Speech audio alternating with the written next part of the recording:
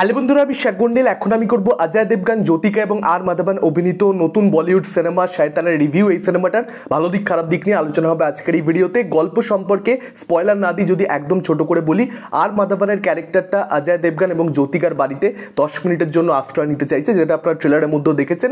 অজয় দেবগনের ক্যারেক্টারটা সেটা অ্যালাউ করছে, কিন্তু কিছুক্ষণ পর অজয় দেবগনের ক্যারেক্টার এবং তার ওয়াইফের ক্যারেক্টার যেটা প্লে করেছেন জ্যোতিকা, তারা রিয়েলাইজ করছে যে তারা একটা বিশাল বড় ভুল করে ফেলেছে। তার কারণ আর মাধবনের ক্যারেক্টারটা তাদের মেয়েকে সম্পূর্ণরূপে বশ করে ফেলেছে। মেয়েটাকে সে যা কমান্ড দিচ্ছে মেয়েটা সেই আদেশ পালন করছে। কন্টিনিউয়াসলি লোকটা মেয়েটার হার্ম করছে। তার উদ্দেশ্য একটাই, মেয়েটাকে তার বাবা মায়ের কাছ থেকে নিয়ে যাওয়া। এবার সে এটা কেন করতে চাইছে, এর পেছনে কি স্টোরি রয়েছে, অজয় দেবগনের ক্যারেক্টারটা, জ্যোতিকার ক্যারেক্টারটা মা বাবা হিসেবে মেয়েটাকে রক্ষা করতে পারে কিনা, এই শয়তানের বধ হয় কিনা, যাবতীয় জানতে গেলে আপনাদেরকে হলে গিয়ে এই ছবিটা দেখে নিতে হবে। এখন আমি শুরুতেই যে কথাটা বলে দিতে চাই, এটা একটা গুজরাটি ছবি, ভাসের হিন্দি রিমেক, যে কারণে শয়তানকে আমি একটা স্ট্যান্ডঅ্যালোন ছবি হিসেবে জাজ করব।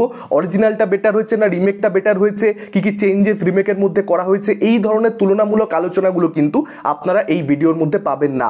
কৃষ্ণদেব ইয়াগনিক গুজরাটি ছবিটার পরিচালক, ভাসের পরিচালক এবং শয়তানের পরিচালক কিন্তু বিকাশ বাহাল।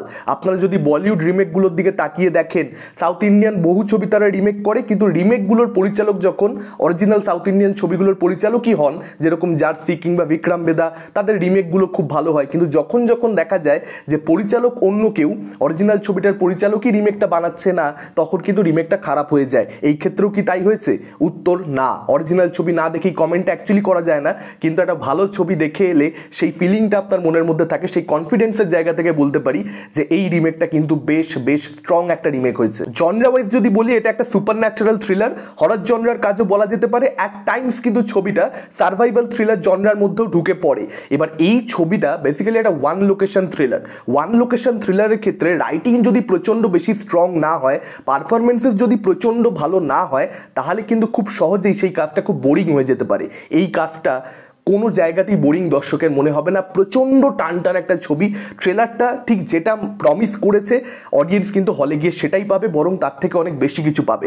ট্রেলারটা 2-3 মিনিট যেরকম এঙ্গেজিং, জাস্ট চোখ ফেরাতে দেয় না, ছবিটাও সেরকমই চোখ ফেরাতে দেবে না। এবং অজয় দেবগনের এখানে আমি মারাত্মক প্রশংসা করতে চাইবো, কারণ অজয় দেবগন এত বেশি সিকিউরড একজন অ্যাক্টর। এই ছবিটার মধ্যে বেসিক্যালি মেয়েটার যে চরিত্র রয়েছে, অজয় দেবগনের মেয়েটা, সেই ক্যারেক্টারটা এবং আর মাধবনের ক্যারেক্টারটা, এই দুটো ক্যারেক্টার অ্যাকচুয়ালি দ্য হাইলাইট। এই দুটো ক্যারেক্টার কমপ্লিটলি ওভার পাওয়ার করছে অজয় দেবগনকে। Ajay Devgan completely underplay করছে গোটা ছবি জুড়ে, ক্লাইম্যাক্সটা বাদ দিয়ে দিলে।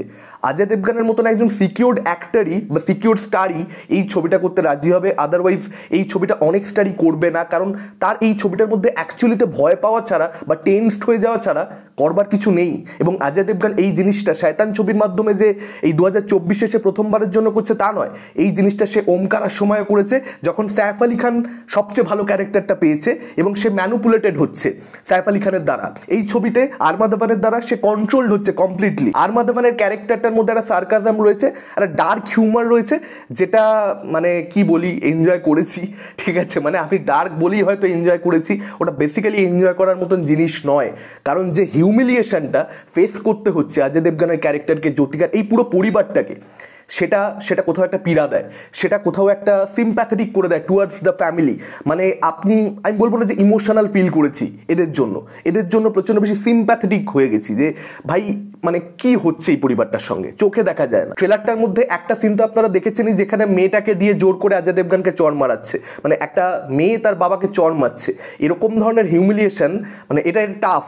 এবং তার সঙ্গে সঙ্গে যে হেল্পলেসনেস মা বাবার, মানে বসে বসে দেখছে যে একটা লোক, একটা স্ট্রেঞ্জার, আর মাধবনের ক্যারেক্টারটা সে বেসিক্যালি ফ্যামিলিটার মেরে দিচ্ছে। আমি এর থেকে ভালোবাসার বলতে পারছি না, মানে সেটা বসে বসে তাদেরকে দেখতে হচ্ছে।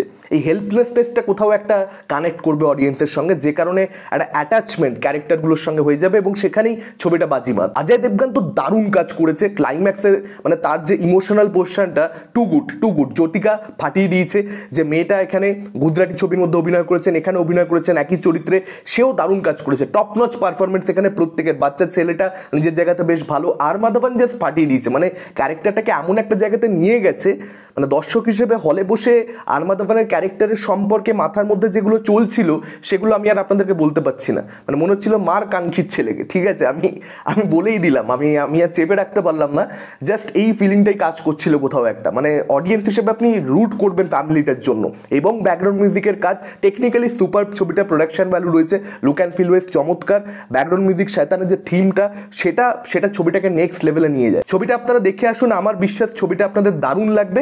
হালকা ফুলকা আমার কিছু ক্রিটিসিজম রয়েছে, আমার মনে হচ্ছে কিছু জিনিসপত্র মানে যে ক্লুজগুলো একদম সিনেমার শুরুর দিকে ছাড়তে যাওয়া হচ্ছে, সেগুলো যে পরবর্তীতে কাজে লাগতে চলেছে সেটা অডিয়েন্স হিসেবে আমি আগে থেকেই ধরতে পারছিলাম। তো কিছু জিনিস প্রেডিক্টেবল হয়েছে, কিন্তু সেটা যে ছবিটার ওভারঅল এক্সপিরিয়েন্সকে নষ্ট করে দিয়েছে সেটা আমি বলতে পারবো না। আর একটা জিনিস যেটা আমার একটু খটকা লেগেছে, একটা 8 বছরের বাচ্চা ছেলে, তার মাথা ফেটে গেছে, খুব সিরিয়াস একটা ইনজুরি, পরিষ্কার বলেই দেওয়া হচ্ছে ডায়লগের মাধ্যমে সিনেমার মধ্যে সেটা। এবার সেই ইনজুরিটা হওয়া সত্ত্বেও একটা 8 বছরের বাচ্চা ছেলে কাঁদছে না, চেঁচাচ্ছে না, তবুও আমি বুঝলাম, কিন্তু কাঁদবে তো হাউ হাউ করে।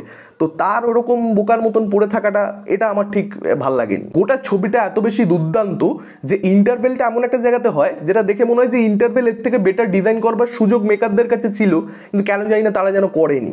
মানে একটা ক্লিফ হ্যাঙ্গারে কিন্তু যে জায়গাতে ইন্টারভেল অ্যাকচুয়ালি দেওয়া হয়েছে, যারা শয়তান ছবিটা দেখতে যাবেন আমার কথা মিলিয়ে দেখবেন, যেখানে ইন্টারভেল দেওয়া হচ্ছে তার 10 মিনিট আগে বা 5 মিনিট আগে যদি ইন্টারভেল ছবিটা দিয়ে দেওয়া হতো একটা ক্লিফ হ্যাঙ্গার রেখে, মানে ব্যাপক লাগতো সেই জায়গাটা। মানে অডিয়েন্স জাস্ট মানে এরপরে কী হবে এরকম একটা ফিলিং নিয়ে হল থেকে বেরোতো।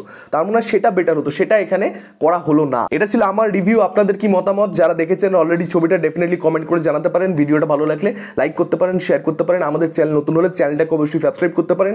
আজকের মতন টাটা, চোখ রাখুন পরবর্তী ভিডিওতে।